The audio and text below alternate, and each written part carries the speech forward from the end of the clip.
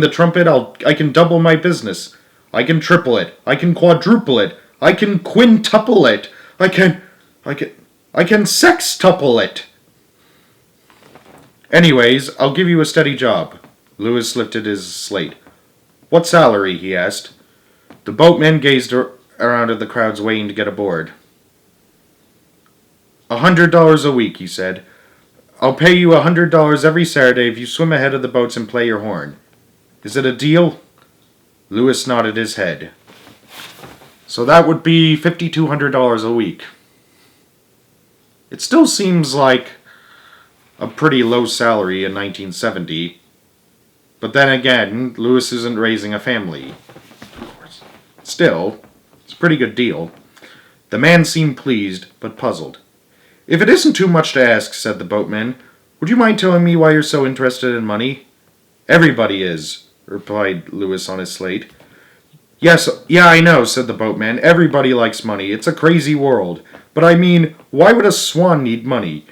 You can get your meals just by dipping down and pulling up tasty plants at the bottom of the lake. What do you need money for? Lewis erased his slate. I'm in debt, he wrote, and he thought about his poor father who had stolen the trumpet, and about the poor storekeeper in Billings who had been robbed and whose store had been damaged. Lewis knew he must go on earning money until he could pay off what he owed. Okay, said the boatman, addressing the crowd. The Swan says he's in debt. All aboard for the next ride, and he began selling tickets. The boatmen owned several boats, all of them shaped like a swan. Pretty soon every boat was full of, and money was flowing in. All day long, the Swan boats circled the lake carrying their load of happy people, many of them children. Lewis played his trumpet as he had never played it before. He liked the job, he loved to entertain people, and he loved music. The boatman was just as pleased as he could be. When the day was over and the boats had made their last trip, the boatman walked over to Lewis, who was standing on the shore arranging his things. You've done great, said the boatman. You're a good swan. I wish I'd had you long ago. And now, where are you planning to spend the night? Here on the lake, Lewis wrote. Well, I don't know about that, said the man uneasily. An awful lot of people are curious about you. They might make trouble for you. Bad boys might molest you. I don't trust the people who hang around this park at night. You might get kidnapped. I don't want to lose you.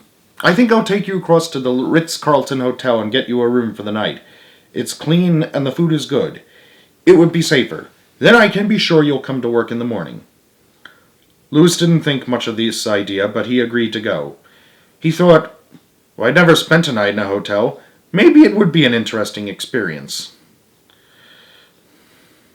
So he walked along with the boatman. They left the park and crossed Arlington Street and entered the lobby of the Ritz. It had been a long, tiring day for Lewis, but he felt relieved to know that he had a good job and that he could earn money in Boston as a musician.